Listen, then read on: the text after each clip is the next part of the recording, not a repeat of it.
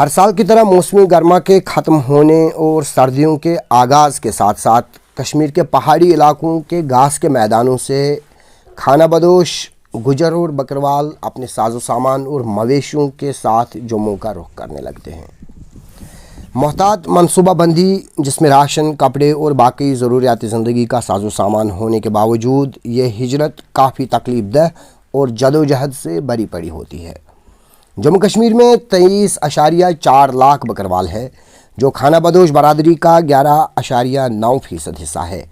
یہ کشمیری اور ڈوگری بولنے والوں کے بعد جموں کشمیر کا تیسرا بڑا لسانی گروہ ہے۔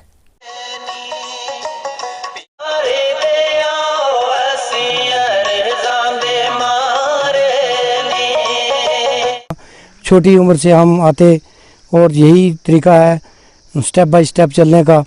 جس طرح میں اپنے ماں باپ کے ساتھ آیا یا دادے کے ساتھ آیا، اسی طرح ہمارے جو سسٹم ہے بچے وغیرہ سبھی اسی طرح یہ نظام چلتا ہے۔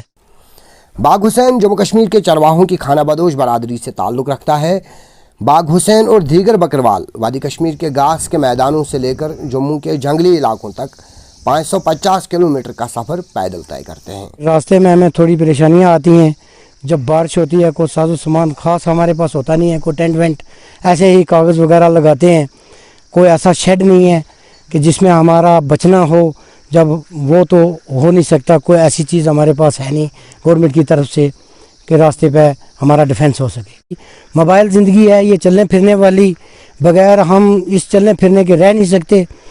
تو جو ہمارا علاقہ ہے ڈسٹرکٹ رجوری، وہ اس سیزن وائز گرم ہوتا ہے، وہاں بھیڑ بکری نہیں پل سکتی ہے، پھر یہ آہستہ آہستہ کشمیر کی طرف ہم رخ کرتے ہیں اور ان پہاڑیوں میں اپنا آ کے گزارا کرتے ہیں۔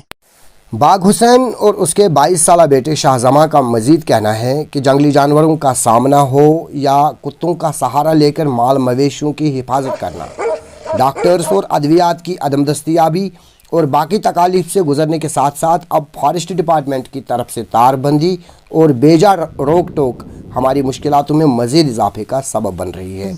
اس دور میں بہت آسانیاں تھیں، جنگل جو تھے وہ کھلے تھے۔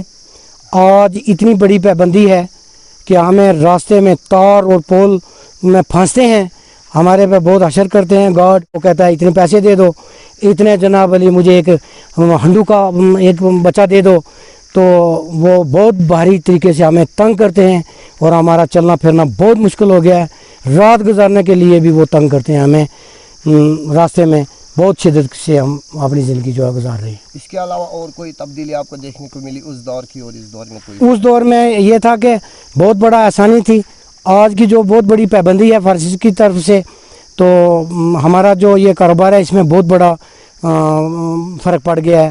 اب تو ہمیں یہ کاروبار چھوڑنے پہ مجبور ہو گئے ہیں کہ کوئی اور طریقہ اپنانا پڑا، لیکن ہمارے بال بچہ اسی طرح بھوکا مر جائے گا اگر یہ کاروبار چھوڑیں۔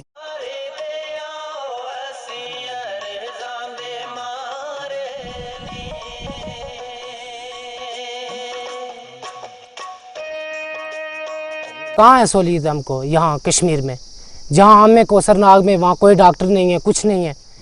تو جاتے ہیں یہ موبائل جو یہ سکول ہوتے ہیں یہ جاتے ہیں تو ہفتے میں ایک بار جاتے ہیں، تو باقی جاتے ہی نہیں ہیں۔ تو یہ تو بادشاہی زندگی تھی ہماری، بہت اچھی ہم اس کو سمجھتے تھے، مگر یہ دیکھ لو یہ تار لگی ہوئی، کیا زندگی ہے، گورنمنٹ کی طرف سے ہمیں کچھ بھی نہیں ہے، پڑے شڑے کچھ بھی نہیں۔ تو ویسے ہماری زندگی تھی، اچھی تھی، ہم بھیڑ بکری چلاتے تھے ڈوگ میں۔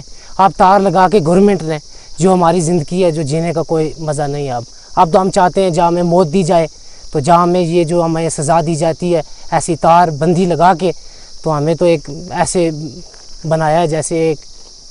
اچھا، تار بندی کا کیا مطلب نکالتے ہیں؟ کیوں لگائی ہوا ہمیں اتنے تار؟ یہ گورنمنٹ کو پتہ ہوگا اس چیز کا کیا فائدہ ہے، یہ کیوں ہمیں نقصان دے رہی ہے، ہمیں ٹارچر کر رہے ہیں، ہمارے پہ ظلم ہو رہے ہیں، بہت ظلم ہو رہے ہیں ہمارے پہ۔